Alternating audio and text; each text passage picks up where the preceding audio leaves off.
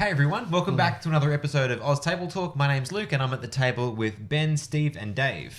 Good evening, guys. Hello. Good evening. Good day.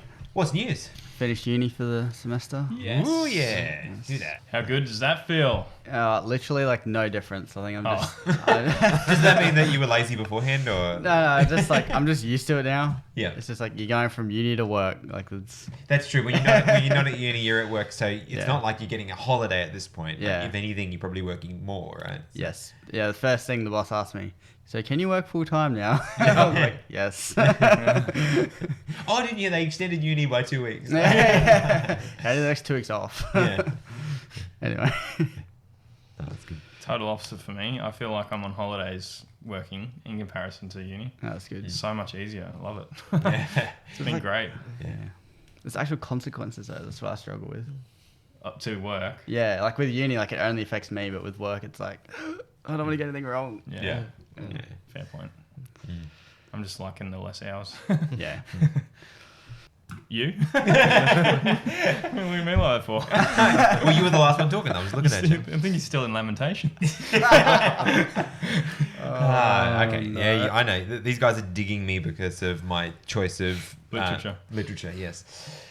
So yeah, I've been fairly good actually. It's been a good week. So my youngest turned 2, so Josiah had his birthday, which is pretty cool. And yeah, it's just been a good week in general. I feel like I've got a lot done. So. How does that make you feel, saying that your youngest turned 2? Yeah, I know, right? I was actually talking to a friend this morning, or a client of mine actually, and he was saying his kids are teenagers now, and he's saying that it's amazing how different your life becomes from where you are now to where I am. You know, so like enjoy every part of it because. Yeah, he used some terminology I won't repeat, but he said once they get to being teenagers, like my girl, he said it's just so difficult to deal with because you get glimpses of this really beautiful person, and then you have a lot of rebellion on either side of that. So I'm like, well, I hope I don't quite get that treatment, but I recognize that it will bring changes. So, but yeah, I think it's just a good reminder to enjoy whatever stage of life you're at, really. So, what about you, Ben? Oh, it's been a really good week. Been making everything nice and clean. I'm organising work leading up to Christmas. Yeah. So making sure everything will go smooth for that. That's like 2 months away. I know, but as a business owner, I've got to be organised. Yeah, true. Otherwise, clients are going, oh yeah, I forgot about that. Can you do that like 2 days before Christmas? Yeah. Yeah, it's a basic case of I get everything organised for them, and if they don't bring the information to me, then it's a case of, well, I did ask early enough. It's Christmas time. We'll do it in the new year. Yeah. That way, I can at least say, I want my Christmas. Yeah, yeah. There has been a couple of years where I have not put up those boundaries well enough, and I've ended up like working solidly from like Boxing Day to New Year, and those years are just terrible. You don't actually get that reset at the end of the year. So. Exactly. So being organised is very, very important because I do like my holidays. Yeah. Yeah, talking to Tiff about actually maybe organising a holiday away after New Year's, which will be nice. But it will be in state because I just don't trust whether the borders will open or not. Yeah, that is the way it goes. So speaking of holidays, and you guys saying you finished your your semester, what? Nothing. Just keep segueing. Yeah. Well, I'm actually getting us onto the point of the episode. Right? Exactly. That's what I mean. Yeah. So this particular episode, we've spoken about doing an episode on the stages of life for a while. So at each different point, our relationship with God can look quite different. And so we thought it would be good for us to dissect those things. And since Steve and Dave are studying, we thought that might be a good place for us to start because it's a fresh experience for you guys. So let's start right there. So let's start with the question of why did you choose the course that you're on? Is this just to us, or are you guys going to chip in as well? We're going to talk. We're going to talk as well, Okay. but That's good because otherwise it feels too much like an interview. Yeah. Here's the baton. how long have you been doing this? 2. No. Yeah. Oh no. Well, who's going to start? I can start us. I think Ben should. Yeah. Yeah, right. Throw some barbs, Ben. So, I didn't actually start with accounting. I actually started with, my first year of uni was engineering. because I was thinking civil engineering. The reason why I chose it was it looked quite attractive when the career people come to the school. You look at it, and yeah, it looked like a really good career course. In practical, I found it dead boring. That's so funny coming from an accountant. Yeah, the accountant says that engineers are boring. I loved the idea of doing projects. I hated the math and the physics. Okay. Which I know sounds ironic because when I switched to accounting a year later, You did math. well, actually, math is very small. It was a lot more significant in my during my uni time, but after I graduated, a lot of my work actually involves more legal side of things and, of course, personal interaction with clients, that sort of thing, which I absolutely was terrified of. I was not a people person back then. I'm great with clients these days. I'm considered very sociable for an accountant. Yeah, by accountant standards, yeah, okay. Sorry, man. That was just an obvious one. You threw that out. I thought I just had to go there. I mean, slightly subpar for the average human being. Yeah, that's exactly it. Luke has high standards. Well, he is a social media guy. Yeah. But yeah, I basically just chose it because it looked like a really good career choice, and it is if you can go through with it, and you can enjoy it, because that's the other thing is you got to enjoy what you do. And yeah, I found it in accounting a year later. The reason I found accounting was because I found out that sometimes engineers about halfway, say 20 years into doing engineering, they'll get bored of it and they need a change. And I found that a whole bunch of them actually become accountants. Really? So you just beat them to the punch. Yeah, that's it. Yeah, So I'm like, You skip that phase. yeah, I'm just going to go straight to my midlife crisis. Well, I figured if I was fairly personality-wise, engineering was a close fit, so I figured I'd give it a go, and yeah, it really worked out, and I'm really enjoying it. I'm glad I graduated when I did, but because I graduated in 2009, so it's been a long time. Yeah. Yeah, I've been graduated and been doing this for 12 years now. How did that feel? Well, when you consider that's about the same time as you spend in school, it's daunting, but at the same time, I'm still really enjoying it. Mostly because I'm doing it on my own. I'm not working for somebody, so it's great to reflect on all that. And we'll discuss that a little bit later. But yeah, it's such a wonderful change. That's cool. What about you, Steve? Why did you start?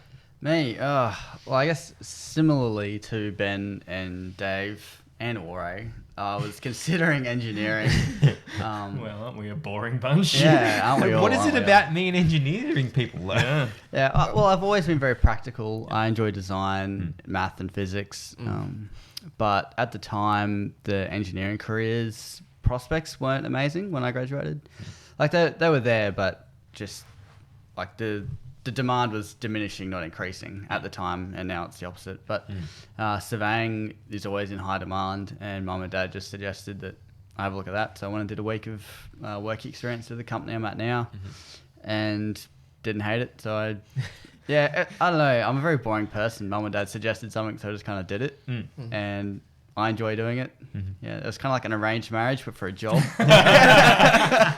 But hey, if you enjoy it, that's what counts, isn't it? Yeah. But it's actually a good thing, right? Because that just says that the obvious answer there is that your mum and dad knew you really well. Yeah. So that's a good thing. So. Yeah, so that's why I got into it, and I love it because it's outside, inside. I'm not stuck behind a desk. Yeah, that is awful. Yeah, and I still get to do. Said the accountant. Yeah. Well, that's the thing. Self-employed, I don't sit at my desk all the Not time anymore. now. Not anymore. Yeah. After 10 years of sitting at my desk in, by the way, an office with no windows to the outside. Hard pass. So yeah, I 100% get it. The outside makes your job so much more comfortable. Yeah, and it's maths and applied physics, so it's not as complex as engineering, but yeah, we interface with engineers quite heavily, Yeah. so yeah, it's good. You could totally have been an engineer though. You're smart enough. Oh, yeah. That's right. Surveying's good for now. We'll see what happens. Yeah. Yeah. You're very good at it, so that's a good start. I don't know about very good. I'm competent. Yeah, well, I reckon you're very good at it. So, as you've all alluded to, I'm studying engineering at the moment. The why question is probably something I'd like to talk about a little bit more later. But in broad terms, I think the reason why, because I went back to study after quite a long gap year, it was more like a gap decade. Yeah, some of us actually went straight from high school straight into study. So. Yeah. Well, when you graduated uni is when I should have finished school, Ben. Yeah. That's why I was a bit shocked when you said that year. I was like, whoa, that's a long time ago. Yeah. But I went to engineering because I think that's the way my mind works. I'm fairly analytical and I enjoy problem solving and managing projects and just figuring stuff out. So. That was probably the main draw card for me. There's some other stuff too that's a bit more sort of theological and philosophical, but I'll talk about that when we get into the actual subject, I think. Yeah, I feel like we're getting there pretty quickly. For me, I'm definitely the square peg in the round hole here. That's a particular discussion. But for me, I'm not university educated. I got to the end of my schooling. I didn't actually finish year 12, but there's a bunch of reasons for that which weren't academic. But when I nothing. So what I knew for sure was that I wanted to own my own business. I was not interested in making someone else's job or making their business better. I wanted to be the one that was making the business. And in order to do that, I didn't figure that I needed to have a year 12 certificate or an OP. I didn't need to go down that path as long as I could figure out what I could do next. And so that was what I did. And I went to TAFE. I did a few certificates. I did a certificate 4 in small business management. Then I did a diploma in multimedia because I just found interest in those areas. Because what I wanted to do originally, I wanted to be in hospitality. I wanted to own a cafe. That was the path that I was going. When I was 15, I thought I'd be real clever and get a job in a cafe because I'd get some experience. I hated it so bad. It was clever then. Yeah. Well, I'm just not. I'm not that detail orientated, always on running from task to task kind of person. I need time to think creatively, and that's where I get my sense of satisfaction. It's in the interpersonal side of it. I love that. I could deal with the customers. None of that was the problem, but just the kind of work was brain dead work you would do. And that's nothing against anyone working in hospitality. It's just for me, I didn't find it stimulating for my mind. It was just something my body had to do. Yeah. And it just really got very old very quickly for me. And what made it even worse was that the cafe that I started to work in I literally got given the job on the week of handover to a new set of owners. And so half the staff had quit and the other half was sort of trying to make this business work. And I enter into this mix of people just floundering along, not even having bosses on site, just sort of trying to make the business work. And I literally saw people do stuff like we've run out of this item, and people were going to their lunch boxes and pulling stuff out of their lunch boxes to make stuff for the customers and stuff like that, just trying to make the shop operate.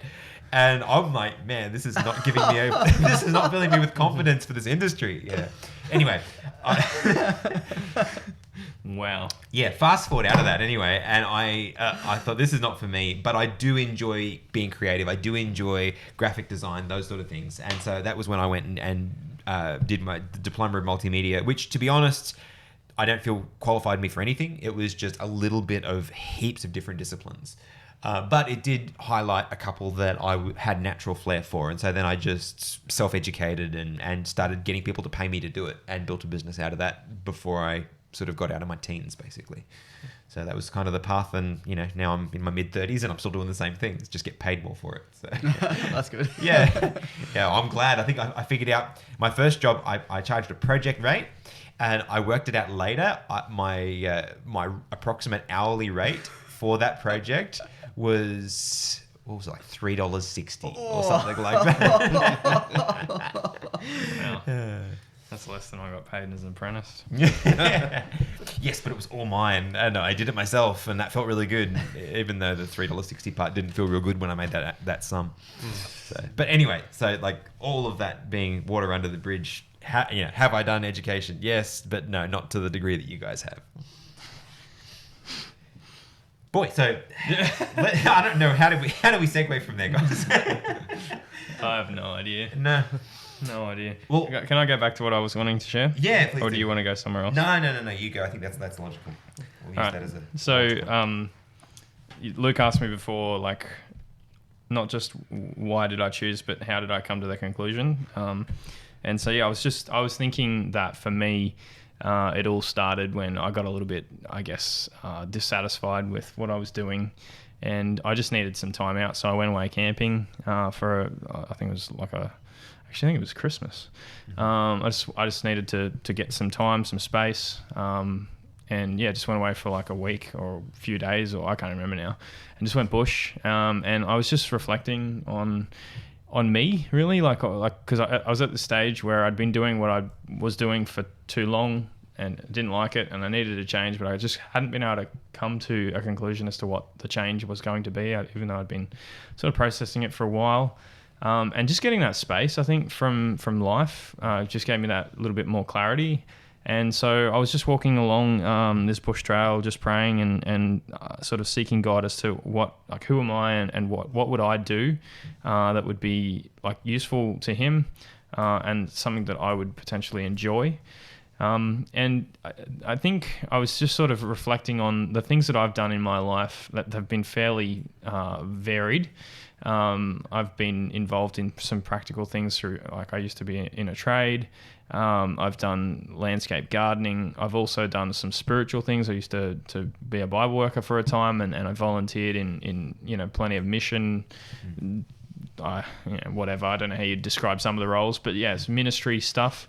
But the one area, I guess, of my life that I hadn't really focused a great deal on was like my mind. I'd sort of been cultivating my heart and also my body in a sense through the others, but not really my mind. And that brought to mind the verse in Mark chapter 12 where Jesus said, he's quoting from Deuteronomy actually, the first of all the commandments is, Hear, O Lord, Hear, O Israel, the Lord our God is the Lord our God, the Lord is one. And you shall love the Lord your God with all your heart, with all your soul, with all your mind, and with all your strength. Mm-hmm. And I was just reflecting on that and how, God had been developing my character, through my heart.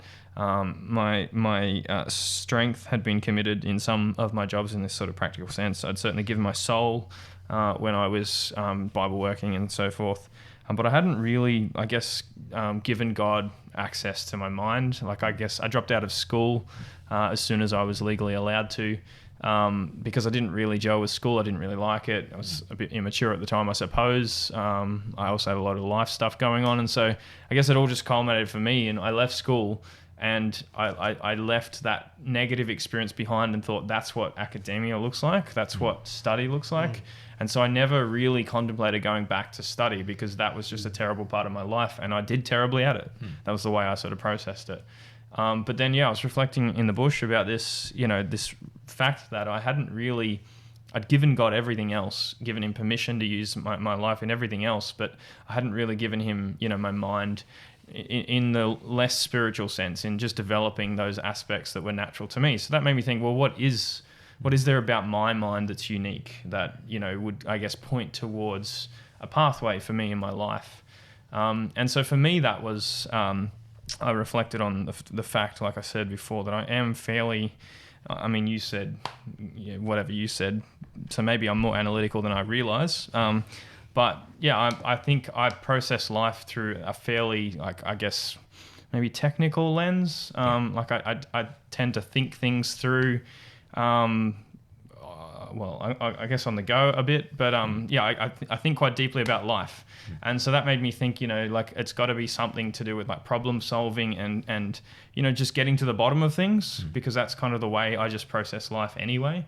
And so, combined with the fact that I did do some sort of practical mechanical engineering in my trade, I sort of thought, well, it'd be interesting to consider, what it would look like to be an engineer.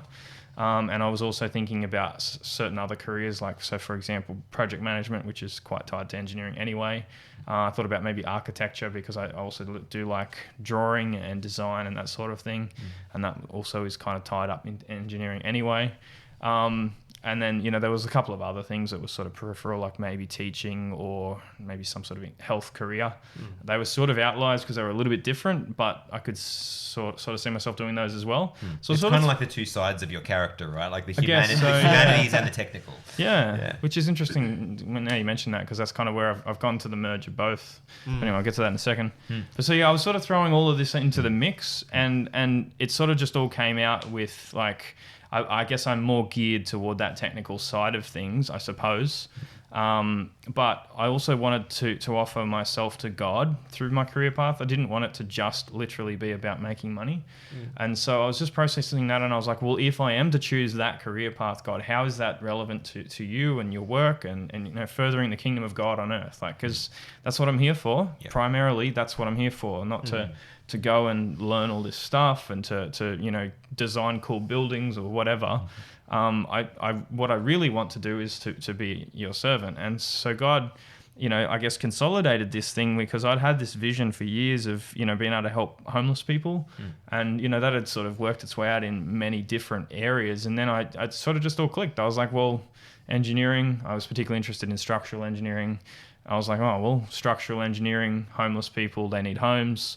You know, I could potentially look at some cost-effective solutions for the homelessness problem in Australia, and that could be applied abroad, potentially developing countries, you know, utilising the same sorts of design techniques or material solutions in those sort of fields. And so it just all sort of came together, and I realized this is something that could be a solid career path that would provide stability and hopefully enjoyment, because it would be stimulating for my mind. But also something I could use to serve God, to sort of fulfill a dream. And I always knew, I guess, in the back of my mind that sort of, you know, whether it be health ministry or teaching or whatever, was always going to be a part of my life through church anyway. And so I kind of felt like it was kind of ticking all the boxes for me. And so then I sort of signed up I had to do a bridging course because I didn't finish school. So I did the bridging course, and then I got into engineering. And then after my first year of engineering last year, CQU, the university that I study at, they offered a brand new major, which was the civil and humanitarian engineering major, which I guess, like you said, is kind of like the merge of both parts of my character, because I realized, you know, that this is kind of the perfect match for me, where I can, because I was studying a civil major already, you know, thinking structural, you know, you need to go through civil. And then they opened this civil and humanitarian engineering opportunity, which is the same thing. You learn everything you learn as a civil engineer anyway, but you get to, on top of that, learn how to apply that in contexts like developing countries and areas where accessibility is difficult, you know, whether it's way out in the outback or, you know, really remote communities or whatever. And so, yeah, it was kind of like, oh, this is me. So, yeah, that was kind of like it's a little bit of a long-winded story, but that's how I came to the conclusion, you know, of the path of life that I've chosen. And the reason why I wanted to share all of that is I think maybe it might form a helpful framework for anybody else who's at that stage of deciding what they want to do in life, you know, because I feel like, you know, God has gifted each one of us something. And when I was reflecting on that Bible verse when I was praying, it had never really occurred to me before, the way Jesus said it, or the way Moses had said it in Deuteronomy, I suppose, is to love the Lord your God with all of your heart and with all of your mind and with all of your soul and your strength. It's not talking about somebody else's gifts. He says, whatever you've been blessed with, whoever you are that God has made you, that's what God wants, right? He doesn't need you to be somebody else. He just needs you to be the best version of yourself. And so for me, that was part of the journey then, was figuring out, well, who am I? And what have I got to offer? Yeah. And then just sort of, you know, toing and froing with God as to how that could be useful to him. And I think that's really, I really like that, because I guess at this stage of my life, I like the idea of things being thought about, done in such a thoughtful way. And I would like to think that if I was approaching that question for myself right now, I would approach it in a similar fashion. Whereas for me, I found myself on this set of rails very early, and it was much earlier than myself having the maturity to approach it like that. So you can just call me old. It's okay. Didn't I just say that I was old? The reason why I had the maturity to approach it like that is because I'm old. Oh, okay, right. As in you're doing, yeah. But I mean, also, and this is something that I think about is true in a lot of different aspects of life. But making the decisions that you're making now at the age that you're making them, you have the benefit of all the experience that you have had in the past. You know, those years from Bible work, from your trade, from, you know, working in, you know, in various industries. You are carrying all of that information into what you're doing now. So your development is far accelerated than what it would have been if you had have gone into it straight out of school. Sure, you might be further along in your career right now, but you also wouldn't have all of the experience that you have already experienced. Yeah. So yeah, there are some advantages there are some to being a advantages mature there, age student. for sure. But what I was going to say is, for me, it was more sort of like falling into what I enjoy, and I certainly wasn't thinking, well, how does this relate ministerially? I don't know. What about you, Ben and Steve? Like, did ministry, or, you know, how you could utilize your talents for God, did any of that come into your reasoning when you were choosing a course of study? No. You don't have to be embarrassed about it. I wasn't thinking about that either. So like, Yeah. No, I think when I was looking, I was mostly looking at 3 variables. 1, if I was good at it. Yep. 2, whether I enjoyed it. And 3, whether it made money. Yep. I actually thought about doing IT, but that third one's very iffy with IT. IT, you can make a lot of money if you do something really, really good. Yeah. And usually you've got to get out on your own. But there's a lot of people who work in IT who are working under people that just, they don't make money. It's the same with accounting, actually. If I continue to work under somebody else, I would make less than a childcare worker. Okay. Yeah, so the real money is usually going out on your own. It's the same with IT. Yeah. It wasn't as sure, and I like sure things. Mm. And accounting is about as sure as you can get. That's right. Everyone needs them, and there's a strong gatekeeper in place, so, you know, the market's protected. And It's very hard to get to tax agent level, and that keeps a lot of people out. Yeah. So basically, good income and basically guaranteed. But the thinking of how I can use my skills for God has come along more as I've matured. Okay, so Because the other thing is, I did go into it. Basically, I started looking at careers even before I graduated high school, and I didn't have the maturity to actually look at it from a lifestyle aspect and as well as a spiritual aspect. Because the other thing is, accountants can get up to the point where they're working 100-hour weeks, and you just see them burn out from it. And I didn't realize that till my late 20s, seeing accountants do that.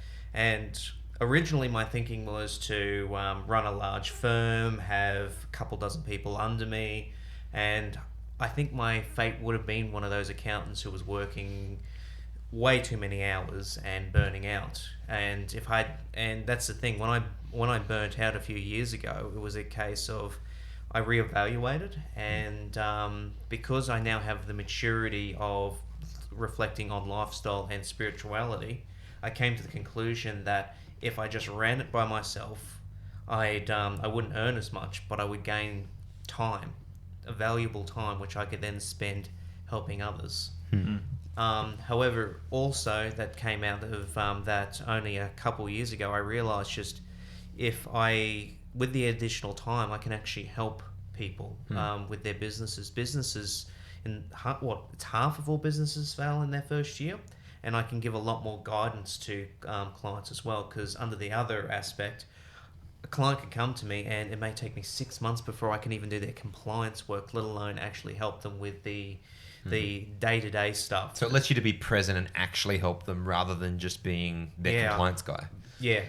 The last couple of months, I've managed to get really, really on top of my work, and it's been very rewarding, basically saying to a client, you know, this is coming up. This is what you need to do, and this is how I can help you to make sure that runs smooth for you. And the client was over the moon because they've never had that from an accountant before. They found that very rewarding. Because the thing is, when with business and that, you're helping people make a lifestyle for themselves and also give them time to actually reflect on their own lives. It's something that's actually come out of COVID. It's one of those good things that's come out of that, is a lot of people have had extra time and they're reflecting on their lives and reflecting, you know, what I've been doing is not sustainable. It's bad for my life. And they haven't got time to actually reflect what's good for them, what's bad for them. There's no wonder that people don't have time for even spiritual thoughts in today's world, because they just don't have that time. And I think I can give that to my clients a little bit more, show them how they can run their businesses better, and if they want, scale back down so they've got more time for life. That's a good mission to have. That is a solid mission to have, because I think you're right. I think we live in a world where having that time is virtually impossible for most people. You know, unless something drastic happens. So, and it's certainly happened in my own life, and now I've got time to actually spend doing other Christian things as well. I mean, like the podcast here, it gives me a lot more time. And yeah, I'm really... For anyone who doesn't know, Ben actually edits a lot of our episodes now, so he's got that time to give, and he gives it freely, which is great. And it's so rewarding to be able to have the time to invest into it. Yeah. So for me, I didn't think specifically about those sort of things when I started, but for me, it's sort of same. It has grown over time, and because I work in the web space and with social media and marketing and those sort of things, it's a very obvious. I guess it's very obvious how I can help in a ministry sense, because I can help churches, I can help ministries like what we do, you know, get more well known, more people see it or hear it or be exposed to it, and you know that sort of leads down the path of, you know, optimizing whatever the organization is as a whole to improve its visibility. So hopefully more of what's happening can be done and it can improve. So yeah, I sort of found my place in ministry with it, but over time it didn't come straight up. So I just want to go back to like your collective experience in study. How did you manage it for yourself? Like particularly your spiritual life. Like what did that look like during study? Did it look any different to how it looks now? Like any commentary around it? So, and obviously for those of you who are still studying, you know, does it look the same as what it looked before? And yeah, whatever you guys want to share to that point. You want to go first? Yeah, I can. I've been very lazy over the years. And I'd say if you are doing university or TAFE or whatever you're doing, it'd be good to use those, or the time that you have, to be a bit more formative in the way that you structure things, because at least I find in my career, like I get to work at 7, like finish 5, like they're not super long days, but you know, there's not a lot of free time either end when you've got other things to do. And with uni, on my uni days, I'm just lazy. Like I've got all day to do uni. I could get up and prioritize like doing devotions and things like that, and I often haven't. So I'd encourage everyone who's listening to, in those times, like just start you don't think you've got time at uni, and if you're a full-time uni student, you've got time. Like get organized. Like that's just the truth of it. Like just start making those habits so that when you do end up at work and you actually end up busy, you can carry those good habits through. Probably one thing I'd add. Yeah. When I was studying, I actually had my first real spiritual awakening while I was studying. And what that looked like for me was I recognized that in that time of my life, I was much like yourself. If I didn't have to get done right now, probably wasn't going to get done right now. Yeah. And I had that moment of, well, I need to get serious about this and actually build some structure if I'm going to do anything with it. And what I decided to do was, if I stayed at home, I would end up just doing whatever I normally did. So I recognized that I had to interrupt my process if I was going to do anything. And so that was what I decided to do. On my way to TAFE each day, I would stop, because I didn't live far from the beach. I would stop at the beach, and that was my Bible reading spot. And nice. So I would just stop there, and typically I'd even park in the same car park, and I had a ute, so I would just sit in the back of the ute and watch the ocean and read my Bible for like half hour, 40 minutes or whatever, and then off to study. And so that was my habit, and that was probably one of the most spiritually transformative times of my life, because it was the first time I actually took it seriously. And so I was reading everything, even though I'd been a Christian since I was a kid, like as in exposed to all of that stuff. It was the first time I was actually investigating it for myself, and that was a massive deal for me. But that's what worked for me anyway, interrupting the pattern. So, for me, my spiritual life during study and since before it have been very different. I feel like that's probably the biggest area of neglect in my life. So which is obviously something that I'm not proud of. I've found that it's really hard for me to, well, I mean, this stems back to some other stuff that I'm guessing we're probably going to get to at some point soon, but for me, I have a lot of insecurity around study. And so what that means is I work really, really hard on it. So, when Steve's talking about when you're a full-time uni student, you've got time. I'm like laughing in my head because I'm like, depends on how you approach it, Steve. Yeah, true. Because like I take like the absolute perfectionist route, and which is not, I'm not recommending that, by the way. But that means that for me, like I'm probably doing as many, if not more hours than you were saying busy accountants do just studying. Wow. Yeah. I mean, like I shouldn't say just studying. That's with other things. I do work as well, and I do, do several Bible studies with kids during the week, and there's this. But like all up, my week could be well in excess of 100 hours of busyness every week during a study period. So that's why I said at the beginning, like I'm so stoked about work at the moment because I know I only have to do 40 hours of work a week. So it means I've got all of this time. Yeah, you're not a typical uni student. No, I'm not. I realise that. I realise that. I mean, this is the man that if he's not getting HDs, it's like, what is wrong with me? Yeah. I mean, and your other commitments too. Yeah. That's my problem though. Yeah, I know. And I'm not giving you a hard time about it. Like, but all I'm saying it's okay, is, you can. but what I'm saying is you take it very seriously. And, I do. I take it too seriously. Yeah. I think it's understandable though. You know what? You should maybe one day just do your level best to get a credit.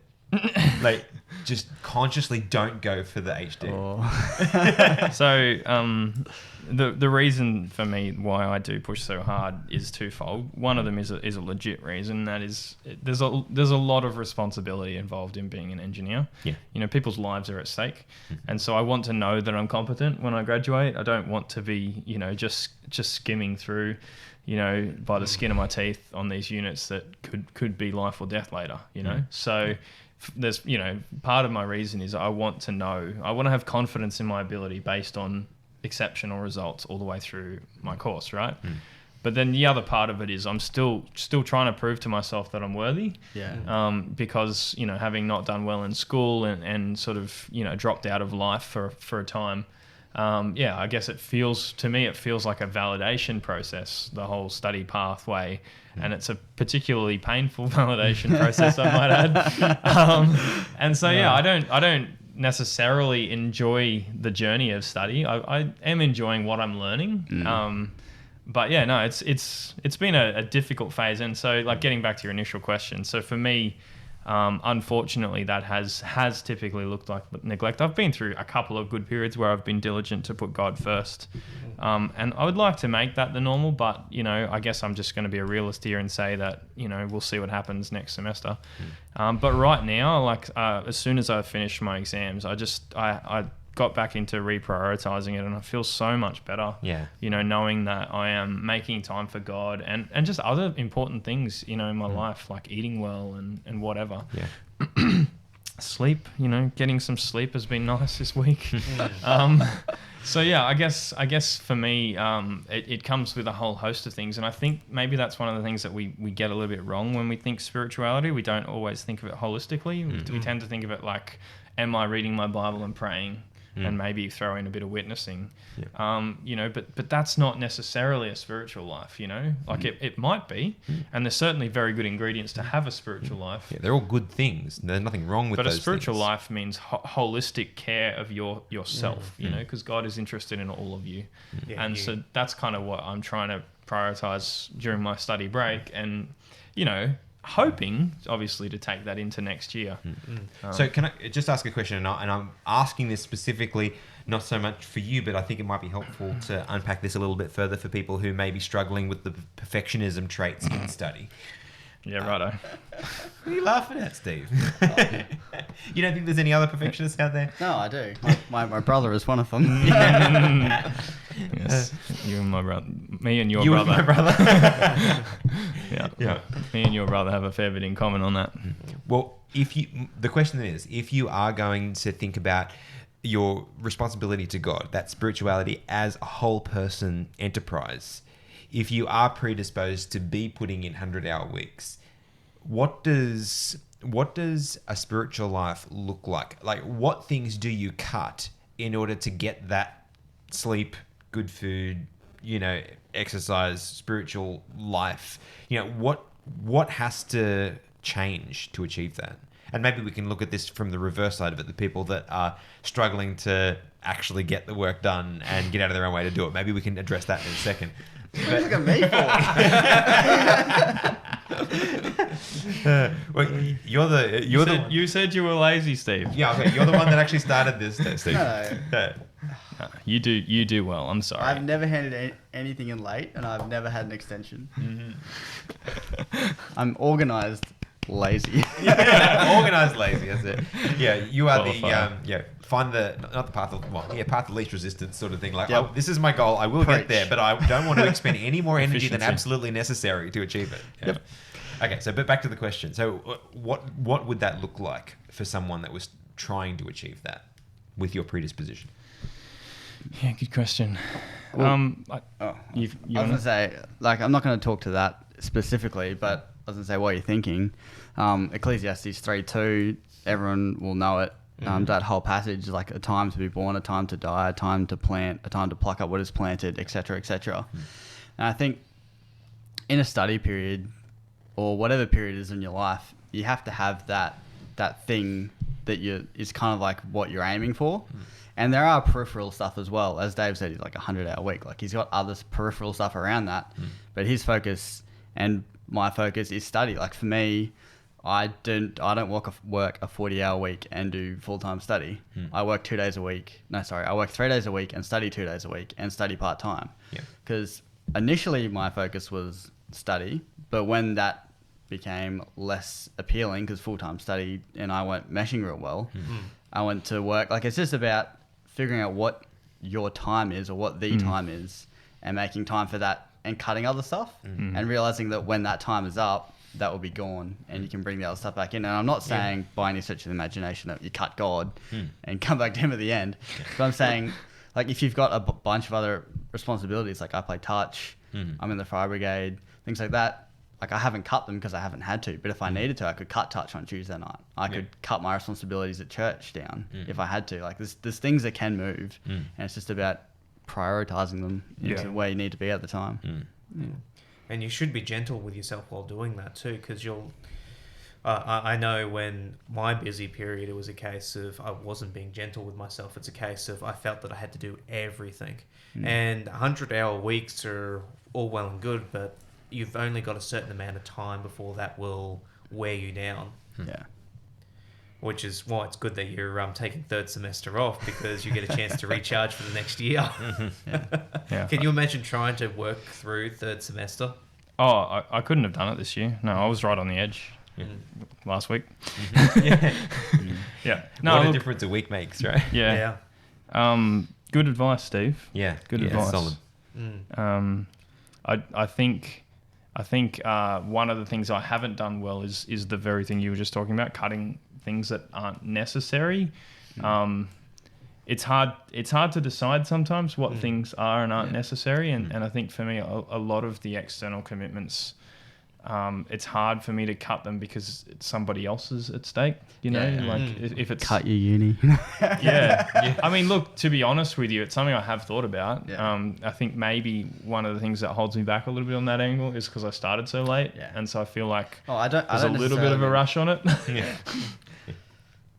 But if I was younger, I would certainly, because I have a job in engineering already, I would certainly do part-time study and just do the course in 8 years, because like you can just keep working in the industry. By the time you finish, you'll be pretty much, an industry professional, just from time in the industry. Exactly. So if time was on my side, that would be a really legitimate option. But because I'm trying to push through, with engineering, you got to spend a fair bit of time in the industry before you're even considered to be overly competent. And I don't think I'm going to be able to make a great deal of difference in the global sense that I want to, for another, at least probably 5-6 years after graduation. So the further I delay graduation, the further away that is for me. So that's why I guess I'm pushing a bit harder now. Yeah. Yeah. Yeah. Well, yeah. And I'm not trying to give you specific advice. And I didn't It's mean fine, you part-time can. study. But even if you like did one subject in third sem, or even just like cut your HDs to Ds and just, you know. Yeah. Yeah. Easier said than done, right? Yeah. They don't offer any subjects in third semester for me anyway. Yeah, that was my, Yeah. rip. Anyway. So it's a bit of a shame, but it is nice to not have to do study in the third semester. So it's a bit of a hit and miss there. But back to your question, Luke. How could I do better at that? Basically, was your question? Well, I was saying What things generally, would have to how go? would one do better at that? I wasn't necessarily Oh well, I'm happy to apply it to putting my the finger on situation. it. Yeah. So first of all, Jesus said, "Seek first the kingdom of God, and all these things will be added to you." So that's that's what I should be doing. So I think honestly, I just need to prioritize it. You know, for me, the way that I do devotions it's changing. Like, it changes all the time. So you could be a little bit adaptable about your approach to devotions during your study period. You know, you could potentially look at multitasking and combine it with exercise, so you're killing two birds with one stone. Yeah. That's a good thought. But I honestly think that, for me anyway, you know, everyone else has got their own conscience to deal with, but I just need to just do it. You know, stop making excuses and just do it. I think one of the challenges is I'm an early to bed, early to rise kind of person, which doesn't work with study. And so because I've been going to bed so late, I don't feel good in the mornings. And so I don't tend to start the day well, you know, in the way that I might have if I had have gone to bed earlier and started the day fresh with God. So even if I do try and start with God, I tend to be a bit sort of, I don't know, hungover from late nights and whatever. So yeah, honestly, first thing would be you just got to do it. But second thing, I suppose, you know, I do honestly think your advice is good, Steve, that I probably need to stop aiming so high. You know, you don't have to get perfect results in every subject, for example. Like, I could settle for okay results. Well, yeah, distinctions are still good results. Righto. Like, if I get a distinction, I'm happy. Yeah, no, a distinction is a good result. I always just aim for a it's good. HD. It's good. And it reflects in your character. Yeah. I don't even know what that means. I don't even want to know what that means. I still didn't get it right the second time. I don't even want to know what that means. Whoa. Okay, still recovering. Anyway, I guess I'm trying to think ahead whilst talking. That's probably not working out so well tonight. So the other thing I think probably would have helped me is if I had have looked after my mental health. So like you said, Ben, doing long hours for an extended period of time cracks you eventually. It definitely cracked me just recently. And so I think if I had have taken better care of my mental health, I would have been in the frame of mind to prioritize God. But when your mental health is not good, your spiritual health, I think, is always going to take a fall from that. Definitely connected. Yeah. So looking after mental health, you know, just choosing to prioritize God.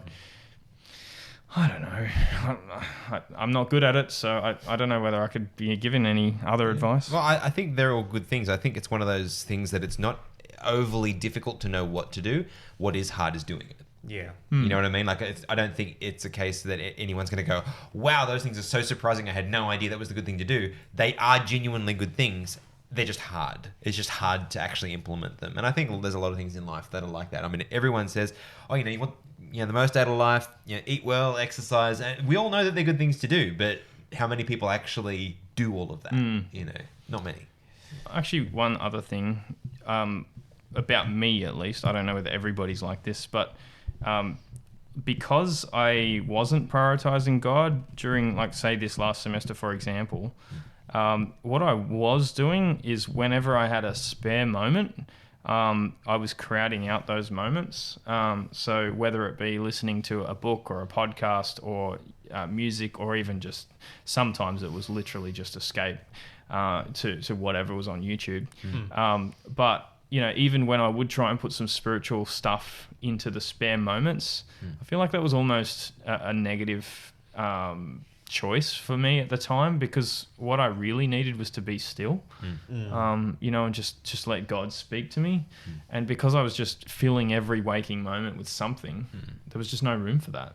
So I feel like that might be a good one as well, just to stop every now and then and Definitely build in silence into the life. It's something I've had to be very proactive about in the last couple of years myself. It's just taking a moment just to be quiet and actually give you a chance so your mind stops ticking over and even get to that bored stage. Because you've spoken about that a lot. I found that it was a block to creativity. I wasn't able to be creative if I didn't spend a certain amount of time on my day being bored. It was kind of a case of it basically forces the mind to be creative. And I didn't have that creative spark while I was crowding my mind out. The other thing is it gives a chance for you to properly reset your mental health as well. If there's something bugging you or anything, it gives you a chance to actually process it. So it's such an important aspect of life, and we often underestimate it. And in our busy world, it's something that we all run the risk of crowding out.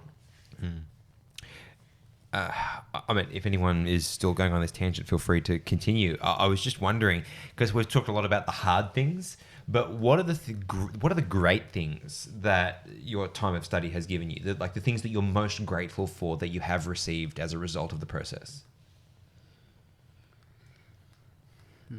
That's a hard question. Yeah. It might be a little bit hard at your stage as well because you're still going through it. But for me, it was freedom. It's because it was a case of it took me nearly a decade after I graduated uni because I still had to go through my CPA. I still had to accumulate, like you said, enough years in the industry to be considered competent to go out on my own. But since going out on my own, I've gotten actual true freedom. But it's so the freedom that you're talking about is what you're experiencing now. Later. Yeah. Okay. Gotcha. Yeah. But it took years to get there. Yeah. Okay. Yeah. I was like, what? Yeah. It took years to get there, and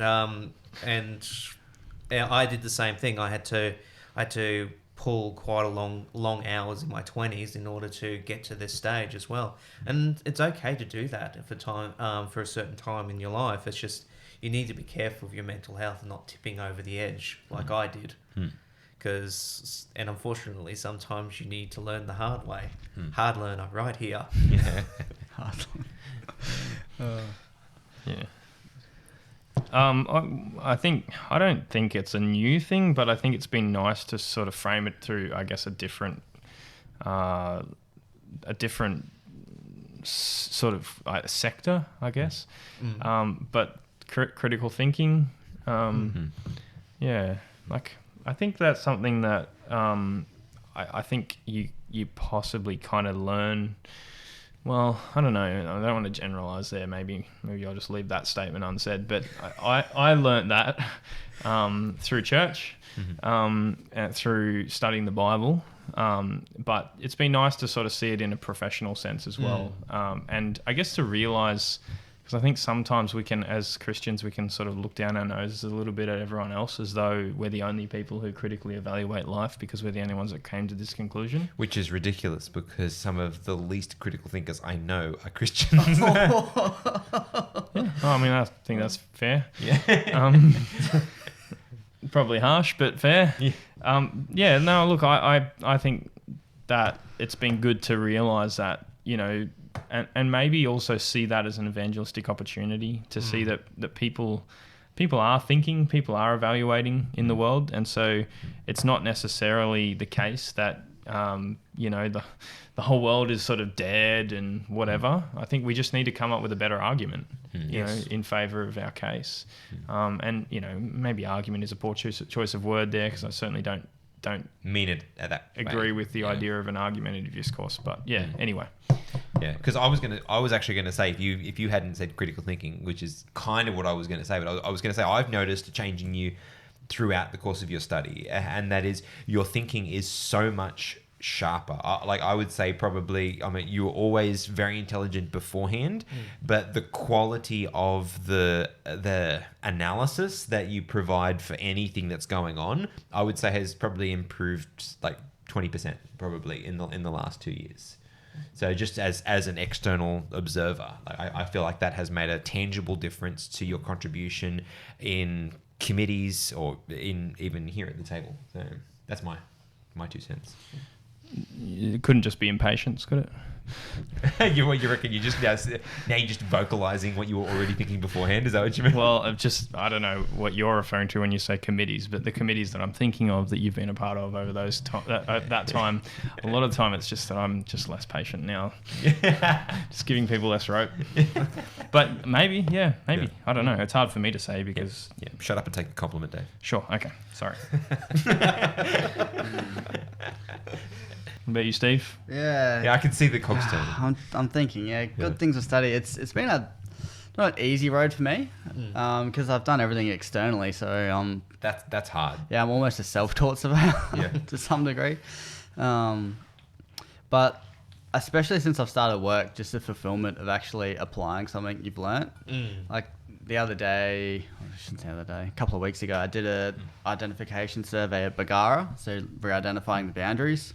And it wasn't overly complex, but some of the surveys from like pre-1900 or like around there. So it's old stuff. And when you do a reinstatement, there's more than one way to skin a cat. And some people don't like to hear that, but boundaries, like you basically are interpreting what's on the ground, and the interpretations can differ between different surveyors. And because I'm still very junior, I get supervised, and my supervisor checks all of the plans, signs them, and then submits them. And often I'll have plans land on my desk with red pen, like what happened here, did you measure this, stuff like that. And I was pretty proud to have that plan land back on my desk with nothing. He hadn't argued with what I'd done, so I was, it's pretty. That's cool. That's really good, especially considering how old that. That I was hanging out for that one. I was like, I wonder what he'll do, because I knew that I'd changed a few things because other surveyors had measured things and done things. I'm like, I don't agree with that, and changed it, and he left it. So I was, I was pretty happy with that. That's a pretty big deal. Yeah. Do you feel like you've also gained confidence? Yeah, I'd say that is something I've gained, but not necessarily from my study. Yeah. Probably from the work experience. Okay. Yeah. Because I feel like you were always capable, but I feel like you've gained a lot of confidence. Yeah. Yeah. Yes. There are still lots of moments of doubt though. Yeah, I mean, that's normal. That's everybody. Doesn't matter how long you've been in the industry. Yeah. Yeah, that's good. A bit of fulfillment, I guess, would be the... Yeah. Okay, that's cool. That is cool. So, just as we sort of start thinking about tying ends together here, are there any other things that you think that need to be highlighted to deal with this? Because we've sort of talked about how this season of life affects us spiritually, what to do about that. We've talked about our experiences, how to choose the course of study, or at least how we navigated that. Are there any other things that spring to mind that you think need to be fleshed out? I've learned to always actually ask the question before I just wrap it, because if I just wrap it, it's always wrong.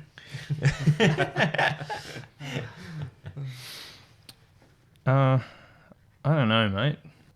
I was thinking about, my experience studying, and I wrote down a few words on my page, but I think that for me, there's been a lot of self-doubt throughout the process, and I don't know whether that's just a me thing, but I'm sure there's somebody else out there who feels those feelings of like a bit of imposter syndrome. And I don't know what the answer is, because I still wrestle with it every term. But I think the thing about tertiary education is that pretty much whatever you sign up for, you can achieve. Some people have to work harder than others. Some people just have that natural gift and can just sort of get by, Steve. Just naturally intelligent. No, just be a minimalist. But yeah, I guess I would just encourage you, if you, like me, wrestle with those feelings of inadequacy for whatever, form of study or industry you're sort of entering into, to just, I guess, take confidence from the fact that I think you can achieve whatever you want to achieve. You've just got to be willing to work for it. And I think for me, setting myself goals along the way to act as metrics that I can measure against should have been helpful. I don't know whether it has, but in theory it's a good idea, so I'm going to share it. Like for me, that's why I strive for excellent marks, is because then I can look back on that and know that I'm competent, and feel competent. I actually think I'm probably drawing more competence, like you were saying, Steve, from the work experience than the study anyway. But yeah, in theory, I guess having those markers to say that you're doing well and to say that you are capable is a good thing that you can then look back on and go, yeah, I am, I do belong here. Even if you feel like you don't. So yeah, I don't know. I just feel like that might be relevant to somebody out there. I don't know whether any of you want to add anything to that. Yeah, I do, because I was just thinking, there's probably a lot of people listening that, are perhaps feeling like, hey, well, that wasn't my experience, or, I didn't go to university or whatever. And so I'm going to speak through that lens, because as someone who didn't do the university thing, if you feel like you have, like me, because you mentioned imposter syndrome, Dave, like I spent a lot of time feeling that, because, most of my friends, they did the classic thing, they went through to year 12 and then they went to university and they got their degree and they did their thing. And I always struggled a bit feeling like I was somehow less valuable, or my input was less valuable because I didn't have the piece of paper.